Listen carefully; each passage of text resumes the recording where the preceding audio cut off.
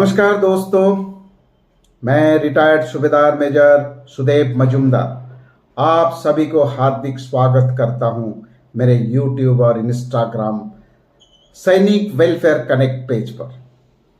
आज हम एक महत्वपूर्ण विषय पर बात करेंगे।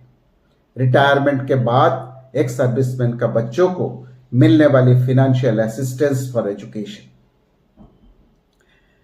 क्या आपको पता है कि जब तक आप सेना में सेवारत थे तब तक आपके अधिकतम 2 बच्चों को केवल 12वीं ही तक कक्षा तक ही एजुकेशन अलाउंस मिलता था।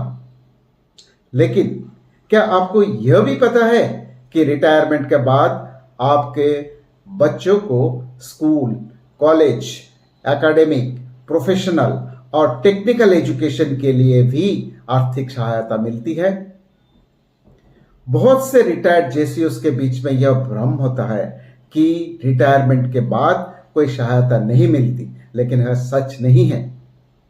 अब मैं एजुकेशन के लिए मिलने वाली 5 फाइनेंशियल असिस्टेंस स्कीम्स के बारे में बिंदुवार जानकारी देता हूं। Number 1, financial assistance for education for children of ex serviceman from केंद्रीय सैनिक बोर्ड। यह सहायता केंद्रीय सैनिक बोर्ड द्वारा दी जाती है। इसमें हविलदार रैंक तक के एक सर्विसमैन के 2 बच्चों को लाभ मिलता है।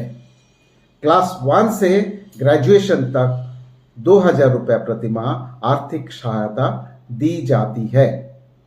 यह सहायता केवल एकेडमिक एजुकेशन के लिए है। कंडीशन यह है कि बच्चा रेगुलर स्टडी कर रहा हो और फेल ना हुआ हो। इसके लिए आपको ऑनलाइन अप्लाई करना होगा। नंबर 2, राज्य सैनिक board education stipend from arm forces flag day fund. यह सहायता राज्य सैनिक बोर्ड द्वारा दी जाती है। इसमें जेसीएस वर्ग के ऑनरेरी कैप्टन रैंक तक के बच्चे को दी जाती है। क्लास 6 से पोस्ट ग्रेजुएशन तक के स्टाइपेंड दिया जाता है। यह सहायता एकेडमिक और टेक्निकल एजुकेशन के लिए है। कंडीशन यह है कि उसमें एक परसेंटेज निर्धारित होता है। साल में एक ही बार मार्च महीना में दिया जाता है। इसके लिए भी आपको ऑनलाइन अप्लाई करना है। Number 3, prime ministers scholarship scheme PMSS। यह योजना केवल प्रोफेशनल और टेक्निकल एजुकेशन के लिए लागू है। सिपाही से लेके ऑनररी कैप्टन तक के जेसीएस वर्ग के 5500 स्टूडेंट्स को मेरिट के आधार पर केंद्रीय सैनिक बोर्ड से दी जाती है। एलिजिबिलिटी 12वीं में कम से कम 60% मार्क होना। स्कॉलरशिप का अमाउंट लड़कियों के लिए 3000 रुपया प्रति माह और लड़कों के लिए 2500 प्रति माह। यह योजना आर्मी, नेवी, एयरफोर्स और कोस्ट गार्ड के लिए भी लागू है। इसके लिए भी आपको ऑनलाइन अप्लाई करना होता है। चौथा, आवा army wives welfare association education grant. यदि किसी एक्स सर्विसमैन का रिटायरमेंट का बाद निधन हो जाता है, उसके बच्चों को आवा के माध्यम से रिकॉर्ड ऑफिस के जरिए सहायता दी जाती है। अप्लाई का प्रोसेस जिला सैनिक बोर्ड के थ्रू ऑफलाइन अप्लाई करना होता है। 5वां, मिनिस्ट्री ऑफ डिफेंस रक्षा मंत्रालय से एजुकेशन ग्रांट। यदि किसी सैनिक का सर्विस के दौरान निधन हो जाता है, उनके बच्चों को मिनिस्ट्री ऑफ डिफेंस रक्षा मंत्रालय द्वारा रिकॉर्ड ऑफिस के माध्यम से एक स्पेशल एजुकेशन असिस्टेंस दी जाती है।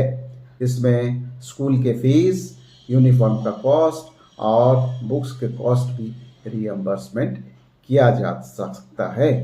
अप्लाई का प्रोसेस या जिला सैनिक बोर्ड या रिकॉर्ड ऑफिस से फॉर्म लेकर ऑफलाइन अप्लाई करना होता है। एक महत्वपूर्ण संदेश है।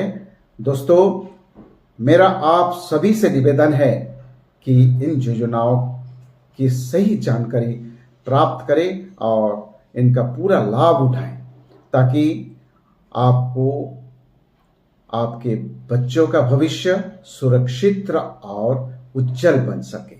आने वाले वीडियो में मैं इन सभी स्कीम्स के बारे में डिटेल्स में स्टेप बाय स्टेप समझाऊंगा। अगर आपको इस जानकारी यूजफुल लगी हो और तो मेरे सैनिक वेलफेयर कनेक्ट यूट्यूब और इंस्टाग्राम पेज को जरूर लाइक और सब्सक्राइब करें, ताकि आपको नई नई जानकारियाँ मिलती रहे। धन्यवाद। जय हिंद।